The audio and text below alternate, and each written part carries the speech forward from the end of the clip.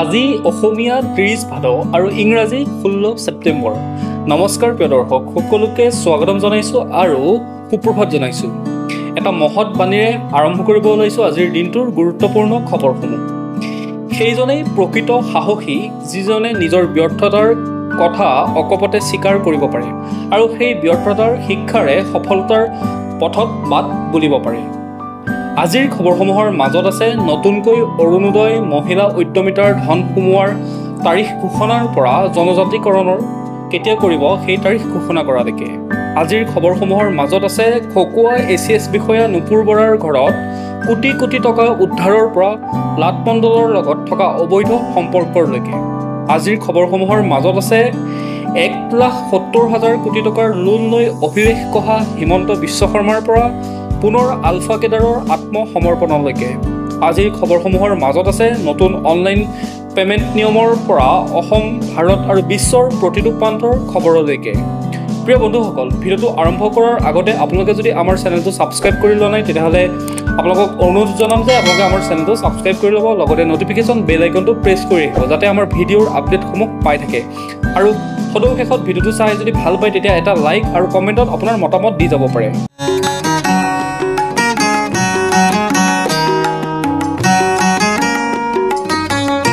এতিয়া আহিছোঁ আমি প্ৰথমটো খবৰলৈ। দুৰ্নীতিৰ মহাসম্ৰাজ্ঞী নুপুৰ বৰা, টকা গণি শেষ কৰিব পৰা নাই CM ভিজিলেন্সে। ৰাজহ চক্ৰ বিষয়া নুপুৰ বৰাৰ ফ্লেটত কোটি কোটি টকা উদ্ধাৰ। দুৰ্নীতিৰ অভিযোগত জড়িত অসম চিভিল ছাৰ্ভিচৰ ACS বিষয়া নুপুৰ বৰাৰ বিৰুদ্ধে মুখ্যমন্ত্ৰীৰ CM ভিজিলেন্সে গুৱাহাটীৰ মালিগাঁও গোটানগৰ ফ্লেটত বৃহৎ অভিযান চলায়।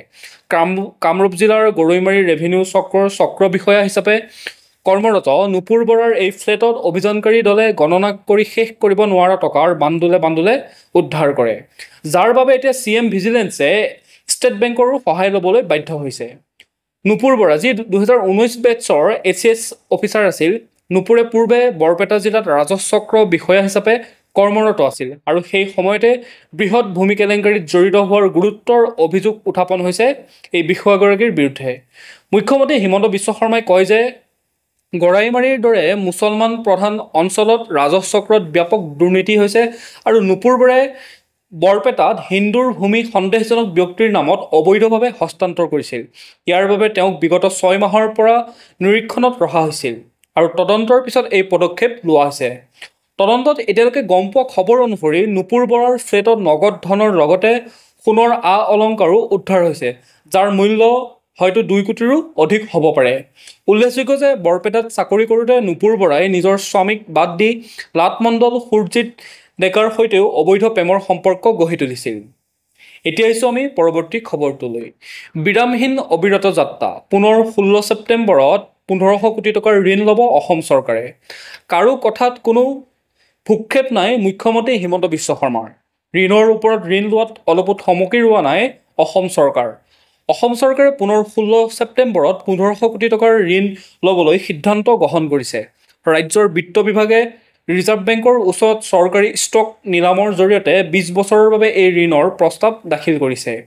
ইতিমধ্যে চলিত মাহৰ 2 ছেপ্টেম্বৰত 800 কোটি টকাৰ ঋণ লোৱাৰ পাছত এই নতুন ঋণৰ সিদ্ধান্তৰ জৰিয়তে চৰকাৰে ঋণ গ্ৰহণৰ প্ৰক্ৰিয়া অব্যাহত ৰাখিছে। যোৱা জানুৱাৰী মাহৰ পৰা এতিয়ালৈকে ৰাজ্যত চৰকাৰে মুঠ 13,800 কোটি টকাৰো অধিক ঋণ লৈছে, য'ত আগষ্ট মাহত 1,350 কোটি টকাৰ ঋণো অন্তৰ্ভুক্ত আছে। এই ঋণ গ্ৰহণৰ পৰিমাণ বৃদ্ধিয়ে ৰাজ্যবাসীৰ ওপৰত ঋণৰ বোজা বঢ়াই তুলিছে, যাৰ মুঠ পৰিমাণ এতিয়া 1,70,000 কোটি টকাৰো অধিক হৈছেগৈ। এতিয়া আহিছোঁ আমি পৰৱৰ্তী খবৰটোলৈ। জনজাতিকৰণ, ষষ্ঠ অনুসূচীভুক্ত স্বায়ত্তশাসন প্ৰদানৰ দাবীৰে মৰাণ জনগোষ্ঠীৰ অনিৰ্দিষ্টকালীন অৰ্থনৈতিক অৱৰোধ। মৰাণ জনগোষ্ঠীৰ দীৰ্ঘদিনীয়া দাবী জনজাতিকৰণ আৰু ষষ্ঠ অনুসূচীভুক্ত স্বায়ত্তশাসন প্ৰদানৰ বাবে আজি তীব্ৰ অৰ্থনৈতিক অৱৰোধ কৰা দেখা যায়। সদৌ অসম মৰাণ ছাত্ৰ সন্থাৰ নেতৃত্বত তিনিচুকীয়া জিলাৰ তালাপ, কাকপথাৰ, মাৰ্ঘেৰিটা আৰু তিনিচুকীয়াৰ 2টা পৰ্যায়ত গণতান্ত্ৰিক জোৰ সমদলৰ পিছত সোমবাৰে পুৱা 5 বজাৰ পৰা অনিৰ্দিষ্টকালীন অৰ্থনৈতিক অৱৰোধ আৰম্ভ কৰা হৈছে। এই অৱৰোধত ৰপ্তানি হোৱা তেল, কয়লা, চাহ, কাঠ আদি সম্পদৰ পথ বন্ধ কৰা হৈছে। মাকুমৰ 4-লেন ৰাজপথত শ মালবাহী যান বাহনৰ পথ বন্ধ কৰাৰ লগতে তেলৰ খাদ আৰু গেছ প্লাণ্টসমূহো বন্ধ কৰা হৈছে। এতিয়া আহিছোঁ আমি পৰৱৰ্তী খবৰটোলৈ। মাছৰ সলনি নৈত উঠিছে এইবাৰ টকাৰ উজান, বান্দিলে বান্দিলে ওলাইছে টকা।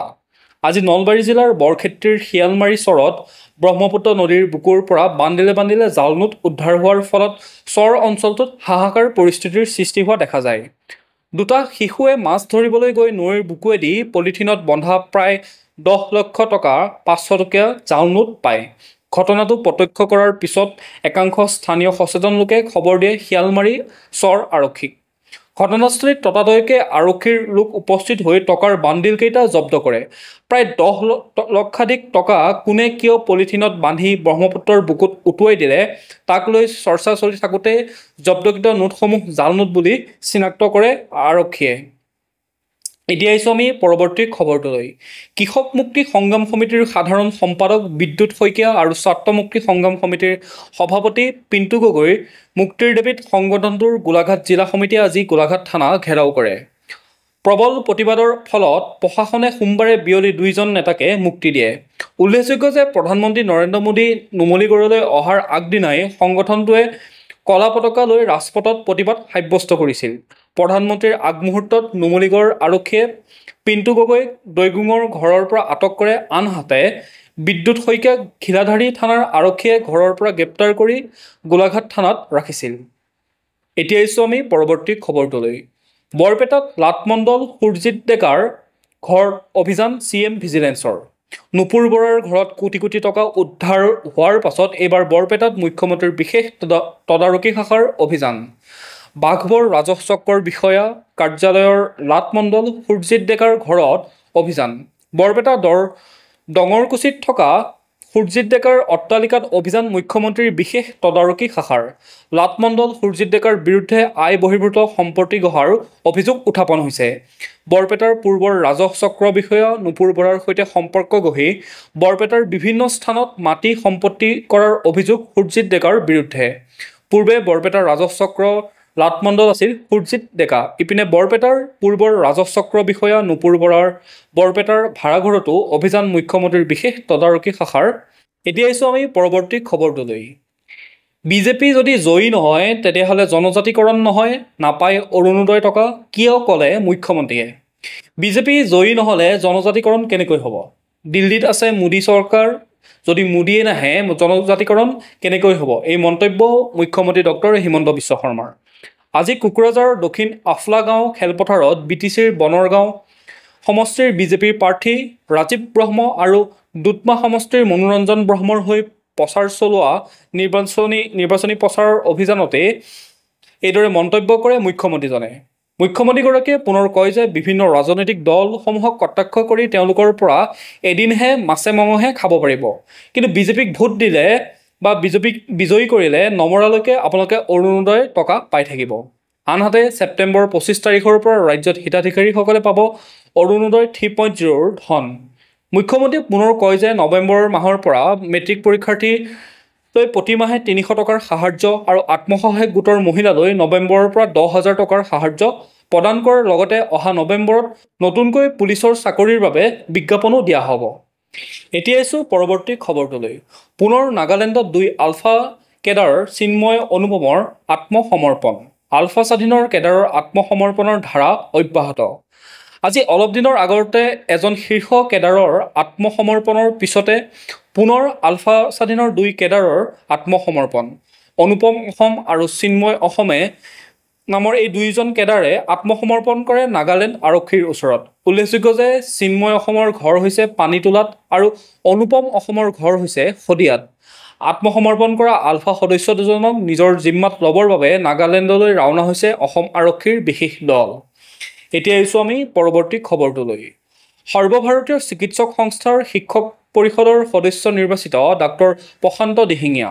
অসম চিকিৎসা মহাবিদ্যালয়ৰ মেডিচিন বিভাগৰ মুৰব্বী অধ্যাপক ডাক্তৰ প্ৰশান্ত দিহিঙীয়া ভাৰতীয় কাই চিকিৎসক সংস্থা API association for physician of ইণ্ডিয়াৰ শিক্ষক পৰিষদ অৰ্থাৎ ফেকাল্টি কাউন্সিলৰ সদস্য হিচাপে নিৰ্বাচিত হৈ অসমলৈ গৌৰৱ কঢ়িয়াই আনে। তেওঁৰ সৰ্বাধিক তৃতীয় সৰ্বাধিক ভোটত জয়ী হৈ ভাৰতীয় চিকিৎসক সংস্থাৰ শৈক্ষিক পৰিষদৰ সদস্য হিচাপে নিৰ্বাচিত হয়। এতিয়া আহিছোঁ আমি পৰৱৰ্তী খবৰটোলৈ। স্মাৰ্ট আৰক্ষীৰ নাক কাটিলে স্মাৰ্ট চোৰে। ৰহমৰীয়া থানাৰ লকআপৰ পৰাই পলাল চোৰ। বাগিচাই বাগিচাই চোৰ বিচাৰি হাবাথুৰি স্মাৰ্ট আৰক্ষীৰ। স্মাৰ্ট আৰক্ষীৰ জিম্মাত থকা অৱস্থাত থানাৰ লকআপৰ পৰাই পলাবলৈ সক্ষম হয় এটা চোৰ। পুৱা প্ৰস্ৰাৱ কৰিবলৈ যোৱা চলেৰে ৰহমৰীয়া থানাৰ পৰাই পলায়ন কৰে চোৰটোৱে। এতিয়া পলায়ন কৰা চোৰক বিচাৰি বাগানে বাগানে স্মাৰ্ট আৰক্ষীৰ বিশেষ অভিযান। এই সন্দৰ্ভত ৰহমৰীয়া আৰক্ষী থানাও ঘেৰাও কৰা দেখা যায় স্থানীয় একাংশ লোকে। উল্লেখযোগ্য যে চাবুৱাৰ ৰহমৰীয়াত দীৰ্ঘদিন ধৰি দোকানত চুৰি কৰি পৰাগ দাস নামৰ এটা চোৰে সন্ত্ৰাস চলাই আহিছিল সেই অঞ্চলটোত। যোৱা 4 দিন পূৰ্বে স্থানীয় লোকে কৰায়ত্ব কৰি গতাই দিছিল স্থানীয় ৰহমৰীয়া আৰক্ষীক। এতিয়া আহিছোঁ আমি পৰৱৰ্তী খবৰটোলৈ। গোলাঘাটত পুনৰ উদ্ধাৰ গোমাংস, আটক 2জন ব্যক্তি। গোলাঘাট জিলাৰ মেৰাপানী আৰক্ষী থানাৰ অন্তৰ্গত গোলাঘাট মেৰাপানী সংযোগী পথৰ মেৰাদলং তিনিআলিত সোমবাৰে পুৱা 8 বজাত আৰক্ষীয়ে গোমাংসসহ 2জন লোকক আটক কৰে। গোলাঘাট কছাৰীহাটৰ আজিজুল হুছেইন আৰু ৰছিদ আলী নামৰ 2জন লোকে নাগালেণ্ডৰ পৰা AS05X5847 নম্বৰৰ স্কুটিত প্ৰায় 5 কেজি গোমাংস লৈ আহি থাকোঁতে মেৰাদলং তিনিআলিত মেৰাপানীৰ আৰক্ষীৰ নাকা চেকিঙত গোমাংসখিনি উদ্ধাৰ হয়। ইতিমধ্যে আৰক্ষীয়ে স্কুটিসহ লোক 2জনক আটক কৰি থানালৈ লৈ যায়। এইখিনিতে জানি লওক আজিৰ দিনটোৰ বতৰৰ বতৰা। ভাৰতীয় বতৰ বিজ্ঞান কেন্দ্ৰ IMDৰ তথ্য অনুসৰি 16 ছেপ্টেম্বৰ 2025 অসমৰ বহুতো স্থানত মধ্যমীয়া বৰষুণ হোৱাৰ সম্ভাৱনা আছে। বিভিন্ন স্থানত বজ্ৰপাতৰ সম্ভাৱনাও দেখা যায়। তাপমাত্ৰা 22 ডিগ্ৰী চেলছিয়াছৰ পৰা 30 ডিগ্ৰী চেলছিয়াছৰ ভিতৰত থাকিব পাৰে। এতিয়া আহিছোঁ আমি পৰৱৰ্তী খবৰটোলৈ। দিল্লীত এলিজাবেথ কলবাৰ্ণ গগৈক দুবাৰকৈ জেৰা কৰিছিল SITয়ে। এই কথা প্ৰকাশ কৰিলে খোদ সাংসদ গৌৰৱ গগৈয়ে। SITয়ে সাংসদ গৌৰৱ গগৈক জেৰা কৰা নাছিল যদিও তেওঁৰ পত্নী এলিজাবেথ কলবাৰ্ণ গগৈক দুবাৰকৈ সাক্ষাৎ কৰি সোধপোছ কৰিছিল। এই কথা সদৰি কৰিছে খোদ সাংসদ গৌৰৱ গগৈয়ে। SITৰ সন্দৰ্ভত সাংবাদিকৰ প্ৰশ্নৰ উত্তৰত প্ৰদেশ কংগ্ৰেছৰ সভাপতি সাংসদ গৌৰৱ গগৈয়ে কয় যে SIT মোৰ ওচৰত অহা নাই। SITয়ে মোৰ পৰিবাৰক 2 দিন সাক্ষাৎ কৰিছিল আৰু বিভিন্ন কথাবোৰ সুধিছিল। সেয়ে ময়ো SITৰ প্ৰতিবেদনত কি আছে পঢ়িবলৈ বাট চাই আছোঁ। কিনো কাহিনী বনালে, কিনো কথাবোৰ পালে অসমৰ ৰাইজে জানিব বিচাৰে। এতিয়া আহিছোঁ আমি পৰৱৰ্তী খবৰটোলৈ। জ্যোতি চিত্ৰবনত অনুষ্ঠিত হ'ব 3দিনীয়া চোল তথ্যচিত্ৰ ছবি সমাৰোহ। সমাজৰ বিভিন্ন স্তৰত প্ৰচলিত পৰম্পৰাগত ৰীতি-নীতি আৰু সংস্কৃতিৰ প্ৰসাৰ আৰু সংৰক্ষণৰ উদ্দেশ্যে 19, 20 আৰু 21 ছেপ্টেম্বৰত গুৱাহাটীৰ কাহিলী পাৰাস্থিত জ্যোতি চিত্ৰবনত 3দিনীয়া কাৰ্যসূচীৰে চোল নামৰ তথ্যচিত্ৰ ছবি সমাৰোহ অনুষ্ঠিত হ'ব। এই মহোৎসৱৰ থিম হৈছে stories of unity land and culture, অৰ্থাৎ একতা, ভূমি আৰু সংস্কৃতিৰ কাহিনীসমূহ, যিটো উত্তৰ-পূব ভাৰতৰ বৈচিত্ৰ্যপূৰ্ণ জনগোষ্ঠী সম্প্ৰদায়সমূহৰ মাজত মানুহ আৰু ভূমিৰ গভীৰ সংযোগক প্ৰতিফলিত কৰিব। আজিৰ আমাৰ এই দিনটোৰ এক বিশেষ প্ৰতিবেদন। কালি সন্ধিয়াৰ পৰা সামাজিক মাধ্যমত ভাইৰেল হৈ থকা সেই কৰ্তব্যৱান নাৰ্ছ দুগৰাকীৰ ভিডিঅ' সামাজিক মাধ্যমত আপোনালোকে নিশ্চয় দেখা পাইছে। দেওবাৰে বিয়লি 4:41 অহা 5.8 প্ৰাবল্যৰ আৰু কিছু সূত্ৰত কোৱা মতে 5.9 প্ৰাবল্যৰ ভূমিকম্পই সমগ্ৰ অসমৰ লগতে উত্তৰ-পূবৰ বিভিন্ন অঞ্চলত এক আতংকময় পৰিৱেশৰ সৃষ্টি কৰিছিল। এই ভূমিকম্পৰ মাজত সকলোৱে নিজৰ প্ৰাণ ৰক্ষাৰ বাবে দৌৰাদৌৰি কৰা দেখা গৈছিল। কিন্তু নগাঁৱৰ আদিত্য নাৰ্ছিং হোমৰ 2গৰাকী নাৰ্ছ লক্ষীমণি দাস আৰু পৰিস্মিতা বৰাই নিজৰ জীৱনৰ কথা পাহৰি 3টা নৱজাতকক সুৰক্ষা দি কৰ্তব্যনিষ্ঠাৰ চমৎকাৰিক নিদৰ্শন দিয়ে। এই ঘটনা CCTVৰ ফুটেজত সামাজিক মাধ্যমত ভাইৰেল হৈ এতিয়া সমগ্ৰ দেশতে তেওঁলোকৰ সাহস আৰু কৰ্তব্যনিষ্ঠাৰ বাবে প্ৰশংসাৰে সকলোৱে উপচাই পেলাইছে। এতিয়া আহিছোঁ আমি পৰৱৰ্তী খবৰটোলৈ। নেৰানেপেৰা বৰষুণৰ ফলত ৰাজ্যৰ কেইবাখনো জিলা প্লাবিত হয়। চুবুৰীয়া ৰাজ্য অৰুণাচল প্ৰদেশৰ বমডিলা আৰু টাৱাং জিলাত হোৱা ধাৰাসাৰ বৰষুণৰ ফলত পাহাৰীয়া নৈসমূহৰ জলস্তৰ বৃদ্ধি পোৱাৰ পৰিপ্ৰেক্ষিতত ভৈয়াম অঞ্চলত বানৰ সৃষ্টি হৈছে। শোণিতপুৰ জিলাৰ নদুৱাৰ বিধানসভা সমষ্টিৰ চাৰিদুৱাৰৰ অন্তৰ্গত বাকুলা পথাৰ, আমলগা, ভালুকমাৰী, বুঢ়াগাঁও, দলং বস্তিকে ধৰি কেইবাটাও অঞ্চল বানৰ কবলত পৰিছে। প্ৰথমবাৰৰ বাবে গামানি চপানলা গাঁৱৰ বিস্তীৰ্ণ অঞ্চল বানৰ কবলত পৰা দেখা যায়। আজি বিধায়ক পদ্ম হাজৰিকাই বান ক্ষতিগ্ৰস্ত অঞ্চলসমূহ পৰিদৰ্শন কৰি পৰিস্থিতিৰ বুজ লয়। নেৰানেপেৰা বৰষুণৰ ফলত গোলাঘাট জিলাৰ ধনশিৰি, দৈয়াং আৰু গেলাবিল আদি উপনৈসমূহৰ জলস্তৰ বিপদসীমাৰ ওপৰেৰে বাগৰিছে। সেই সম্ভাৱ্য বানৰ পৰিস্থিতিৰ প্ৰতি লক্ষ্য ৰাখি গোলাঘাট, মৰঙী, খুমটাই, দেৰগাঁও আৰু সৰুপথাৰ আৰু বোকাখাট ৰাজহ চক্ৰৰ অন্তৰ্গত নৈপৰীয়া ৰাইজক সজাগ হৈ থাকিবলৈ জিলা প্ৰশাসনে সকীয়াই দিছে। জৰুৰীকালীন সময়ত উদ্ধাৰ কাৰ্যৰ বাবে 037782838282 নম্বৰ যোগাযোগ কৰিবলৈ গোলাঘাট জিলা প্ৰশাসনে আহ্বান জনাইছে। উল্লেখযোগ্য যে ধনশিৰি নৈৰ বাঢ়নী পানীয়ে নুমলীগড়, খুমটাই, সৰুপথাৰ, গোলাঘাট আদি অঞ্চলৰ লগতে 20খনৰো অধিক গাঁও জলমগ্ন কৰি তুলিছে। এতিয়া আহিছোঁ আমি পৰৱৰ্তী খবৰটোলৈ। শিলচৰ NITৰ চৌহদত হিংসাত্মক ঘটনাৰ সন্দৰ্ভত 5 বাংলাদেশী ছাত্ৰক সাময়িকভাৱে বহিষ্কাৰ কৰা হয়। শিলচৰৰ নেশ্যনেল ইনষ্টিটিউট অৱ টেকন'লজিৰ চৌহদত হিংসাত্মক ঘটনা সন্দৰ্ভত 5গৰাকী বাংলাদেশী ছাত্ৰক সাময়িকভাৱে বহিষ্কাৰ কৰা হৈছে। এই ছাত্ৰকেইজনক এটা শিক্ষাবৰ্ষৰ বাবে বহিষ্কাৰ কৰাৰ লগতে ছাত্ৰাবাসত থকা ক্ষেত্ৰতো নিষেধাজ্ঞা আৰোপ কৰা হৈছে। তৃতীয় বৰ্ষৰ এই ছাত্ৰকেইজনে সহপাঠীক আক্ৰমণ কৰাৰ অভিযোগ উঠিছিল। এই ছাত্ৰকেইজনে SK, শ্বাহৰিয়াৰ আহমেদ, আকাশ, সীমান্ত ঘোষ, সৌম্যজিৎ পাল, ছাজাদ হুছেইন, ৰফি আৰু মহম্মদ নুৰ হুছেইন বুলি প্ৰকাশ কৰা হৈছে। এতিয়া আহিছোঁ আমি ৰাষ্ট্ৰীয় গুৰুত্বপূৰ্ণ খবৰসমূহলৈ। প্ৰধানমন্ত্ৰী মোদীৰ দ্বাৰা কলকাতাত যুটীয়া সেনাধ্যক্ষ সন্মিলন উদ্বোধন। কলকাতাৰ বিজয় দুৰ্গত প্ৰধানমন্ত্ৰী নৰেন্দ্ৰ মোদীয়ে 15 ছেপ্টেম্বৰ 2025ত তিনিদিনীয়া 16 সংখ্যক যুটীয়া কামাণ্ডাৰ সন্মিলন উদ্বোধন কৰে। তেওঁ অপাৰেশ্যন সেন্দুৰত সশস্ত্ৰ বাহিনীৰ দৃষ্টান্তমূলক ভূমিকাৰ প্ৰশংসা কৰি ভাৰতীয় সশস্ত্ৰ বাহিনীৰ দৃষ্টিভংগী 2047 নথি প্ৰকাশ কৰে, যিয়ে ভৱিষ্যতৰ বাবে সেনাৰ পথ প্ৰশস্ত কৰিব। এই সন্মিলনৰ বিষয়বস্তু সংস্কাৰৰ বছৰৰ ভৱিষ্যতৰ বাবে ৰূপান্তৰ। সন্মিলনত সংস্কাৰ, প্ৰযুক্তিগত আধুনিকীকৰণ আৰু কাৰ্যকৰী প্ৰস্তুতিৰ ওপৰত গুৰুত্ব দিয়া হ'ব। সন্মিলনত প্ৰতিৰক্ষা মন্ত্ৰী ৰাজনাথ সিং, ৰাষ্ট্ৰীয় নিৰাপত্তা উপদেষ্টা অজিত ডোভাল আৰু অন্যান্য জ্যেষ্ঠ বিষয়াসকলে অংশগ্ৰহণ কৰে। এতিয়া আহিছোঁ আমি পৰৱৰ্তী খবৰটোলৈ। ৱাকফ সংশোধনী আইন 2025ত উচ্চতম ন্যায়ালয়ৰ গুৰুত্বপূৰ্ণ সিদ্ধান্ত। সমগ্ৰ আইন স্থগিত নকৰি কিছু বিধানত নিষেধাজ্ঞা। উচ্চতম ন্যায়ালয়ে 15 ছেপ্টেম্বৰ 2025ত সমগ্ৰ ৱাকফ সংশোধনী আইন স্থগিত ৰখাৰ পৰা অস্বীকাৰ কৰে যদিও কিছুমান মূল বিধানত নিষেধাজ্ঞা আৰোপ কৰে। মুখ্য ন্যায়াধীশ BR গাভাইৰ নেতৃত্বত বিচাৰপীঠে সংগ্ৰাহকক সম্পত্তি চৰকাৰী নে ৱাকফ সেইটো নিৰ্ধাৰণৰ ক্ষমতা দিয়া বিধান স্থগিত কৰে, যিটো ক্ষমতা পৃথকীকৰণৰ নীতিৰ বিৰুদ্ধে বুলি বিবেচনা কৰা হয়। অন্যান্য স্থগিত বিধানসমূহ হ'ল ৱাকফ সৃষ্টিৰ বাবে 5 বছৰ ইছলাম অনুগামী হোৱাৰ চৰ্ত, ৰাজ্যিক ৱাকফ বৰ্ডত সৰ্বাধিক 3জন অমুছলমান সদস্য, কেন্দ্ৰীয় পৰিষদত 4জনতকৈ অধিক অমুছলমান সদস্য নহয় আৰু CEO অমুছলমান হ'ব পাৰে যদিও তেনে কৰাৰ পৰা আঁতৰি থকা ভাল। আদালতে আইনখনক অসাংবিধানিক বুলি বিবেচনা নকৰি সম্পত্তিৰ অধিকাৰত কোনো প্ৰভাৱ নপৰাকৈ চূড়ান্ত সিদ্ধান্তলৈ অপেক্ষা কৰিবলৈ নিৰ্দেশ দিয়ে। এতিয়া আহিছোঁ আমি পৰৱৰ্তী খবৰটোলৈ।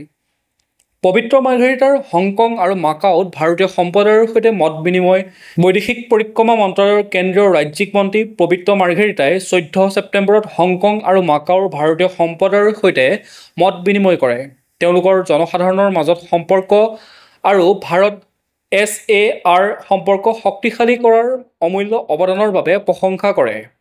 হংকং কনচুলেট জেনেৰেলৰ মতে SAR এক অনুষ্ঠানত মন্ত্ৰীয়ে অৰ্থপূৰ্ণ বাৰ্তালাপ কৰে। ভাৰত চৰকাৰৰ বিদেশী ভাৰতীয়সকলৰ প্ৰতি দায়বদ্ধতা পুনৰ দৃঢ় কৰে। মাৰ্ঘেৰিটাই 16 ছেপ্টেম্বৰত পাপুৱা নিউগিনিৰ স্বাধীনতাৰ 50 বছৰীয়া বৰ্ষপূৰ্তিত প্ৰধানমন্ত্ৰী মোদীৰ প্ৰতিনিধি হিচাপে ভ্ৰমণ কৰিব। ৰাজনৈতিক নেতৃত্ব আৰু ব্যৱসায়ী সমাজৰ সৈতেও মত বিনিময় কৰিব। এতিয়া আহিছোঁ আমি পৰৱৰ্তী খবৰটোলৈ। দিল্লীত পুনৰ উত্তৰ-পূবৰ মহিলাৰ ওপৰত নিৰ্যাতন অভিযোগত আৰক্ষীৰ সহকাৰী উপ-পৰিদৰ্শক নিলম্বিত। 13 ছেপ্টেম্বৰ 2025ত দক্ষিণ-পূব দিল্লীৰ আশ্ৰম এলেকাৰ মহাৰাণীবাগত অবৈধ সুৰা বিক্ৰীৰ বিৰুদ্ধে আৰক্ষীয়ে চলোৱা অভিযানৰ সময়ত এগৰাকী উত্তৰ-পূবৰ মহিলাৰ নিৰ্যাতন কৰাৰ অভিযোগত আৰক্ষীৰ সহকাৰী উপপৰিদৰ্শক বীৰেন্দ্ৰ কুমাৰক নিলম্বন কৰা হয়। প্ৰায় 9:30 পুলিচ কণ্ট্ৰল ৰুমত ফোন কল পোৱাৰ ভিত্তিত ASI গৰাকীয়ে এখন দোকানত সোধা পোছা কৰে, য'ত কোনো অবৈধ সুৰা নোপোৱা স্বত্তেও তেওঁ মহিলাগৰাকীৰ মুখ ধৰি তেওঁৰ ব্যক্তিগত অংশ স্পৰ্শ কৰে, যিয়ে মহিলাগৰাকীক চৰম মানসিকভাৱে আঘাত হানে। এতিয়া আহিছোঁ আমি পৰৱৰ্তী খবৰটোলৈ। কাইলৈৰ পৰা UPI পে'মেণ্টত সলনি হ'ব বিশেষ কিছুমান নিয়ম। কি সলনি কৰা হৈছে এই নিয়মসমূহ? ভাৰতীয় ৰাষ্ট্ৰীয় পে'মেণ্ট নিগম চমুকৈ NPCI 15 ছেপ্টেম্বৰ 2025 পৰা UPI লেনদেনৰ কেইবাটাও নিয়ম পৰিৱৰ্তন কৰিছে, যিয়ে নিৰ্দিষ্ট খণ্ডত একেবাৰতে 10 লাখ টকা পৰ্যন্ত লেনদেনৰ সম্ভৱ কৰি তুলিছে। এই পৰিৱৰ্তনে শিক্ষা, স্বাস্থ্য, ভ্ৰমণ, মূলধনী বজাৰ আৰু বীমাৰ দৰে খণ্ডত ডাঙৰ পে'মেণ্ট সহজ কৰি তুলিছে। যদিও সাধাৰণ ব্যক্তিৰ পৰা ব্যক্তিলৈ কৰা লেনদেনৰ সীমা প্ৰতিদিন 1 লাখ টকাতকৈ অধিক নহ'ব। এই পৰিৱৰ্তনে UPIক অধিক সুৰক্ষিত আৰু সহজ কৰি তুলিছে, যিয়ে গ্ৰাহকক আৰু ব্যৱসায়ী সমাজক উভয়কে উপকৃত কৰিব। NPCI জনাইছে যে বেংকসকলে নিজৰ আভ্যন্তৰীণ নিয়ম অনুসৰি সীমা নিৰ্ধাৰণ কৰিব পাৰে, কিন্তু NPCIৰ সীমা অতিক্ৰম কৰিব নোৱাৰিব। এই পদক্ষেপে ভাৰতৰ ডিজিটেল পে'মেণ্ট ব্যৱস্থাক আৰু অধিক শক্তিশালী কৰি তুলিব। এতিয়া আহিছোঁ আমি আন্তঃৰাষ্ট্ৰীয় গুৰুত্বপূৰ্ণ খবৰসমূহলৈ। নেপালৰ অন্তৱৰ্তীকালীন চৰকাৰৰ মন্ত্ৰীসভা সম্প্ৰসাৰণ। সুশীলা কাৰ্কিৰ নেতৃত্বত 3জন নতুন মন্ত্ৰী নিযুক্তি। নেপালৰ অন্তৱৰ্তীকালীন প্ৰধানমন্ত্ৰী সুশীলা কাৰ্কিৰ নেতৃত্বত 15 ছেপ্টেম্বৰ 2025 মন্ত্ৰীসভা সম্প্ৰসাৰণ কৰা হয়। প্ৰতিবাদৰ পিছত গঠিত এই চৰকাৰত কমেও 3জন নতুন মন্ত্ৰীক অন্তৰ্ভুক্ত কৰা হৈছে, যিসকলে ৰাষ্ট্ৰপতি ৰামচন্দ্ৰ পৌড়েলৰ হাতত শপত গ্ৰহণ কৰিছে। এই নিযুক্তি স্থিতিশীলতা আৰু সংস্কাৰৰ প্ৰতি দায়বদ্ধতা প্ৰতিফলিত কৰে। নতুন মন্ত্ৰীসকল হৈছে কুলমান ঘিচিং, যি নেপালৰ বিদ্যুৎ প্ৰাধিকৰণৰ প্ৰাক্তন পৰিচালক শক্তিমন্ত্ৰী হিচাপে তেওঁ নিযুক্তি পায়।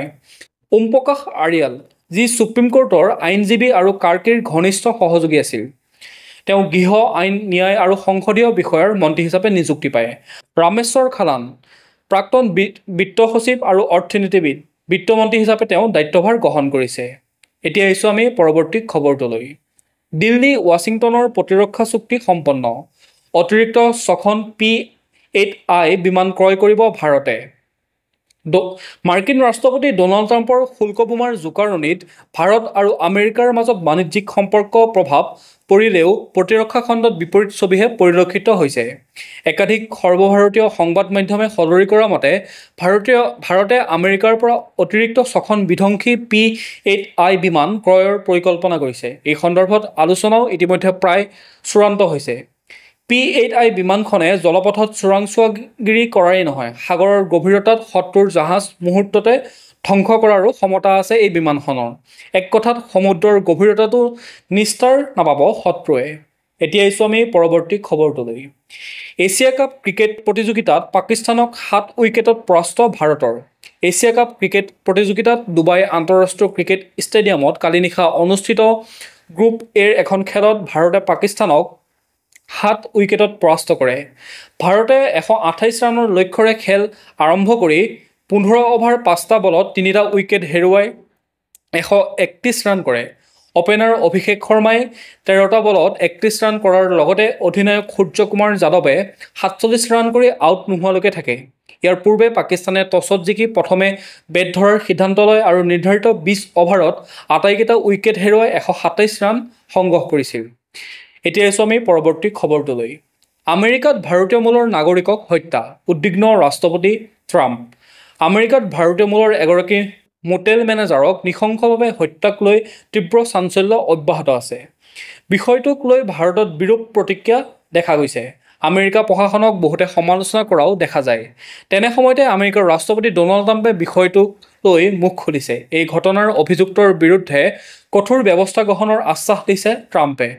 উল্লেখযোগ্য যে টেক্সাছৰ ভাৰতীয় মূলৰ 50 বছৰীয়া মোটেল মেনেজাৰ চন্দ্ৰ নাগমাল্লায়া নামৰ লোকজনক নৃশংসভাৱে হত্যা কৰা হৈছিল। পত্নী আৰু 18 বছৰীয়া পুত্ৰৰ সন্মুখতে এই হত্যাকাণ্ড সংঘটিত হৈছিল। আজিৰ দিনটোৰ গুৰুত্বপূৰ্ণ খবৰসমূহ আছিল ইমানেই। আপোনালোকে যদি এতিয়াও আমাৰ চেনেলটো ছাবস্ক্ৰাইব কৰি লোৱা নাই, তেতিয়াহ'লে চেনেলটো ছাবস্ক্ৰাইব কৰি ল'ব, লগতে নটিফিকেশ্যন বেল আইকনটো প্ৰেছ কৰি ৰাখিব, যাতে আমাৰ ভিডিঅ'ৰ আপডেটসমূহ আপোনালোকে পাই থাকে। লগতে ভিডিঅ'টো যদি চাই ভাল পালে এটা লাইক কৰিব আৰু শেষত আপোনাৰ মতামত কমেণ্টত দিবলৈ নাপাহৰিব। কাইলৈ একে সময়তে লগ পোৱাৰ প্ৰতিশ্ৰুতিৰে সকলোকে ধন্যবাদ জনাইছোঁ।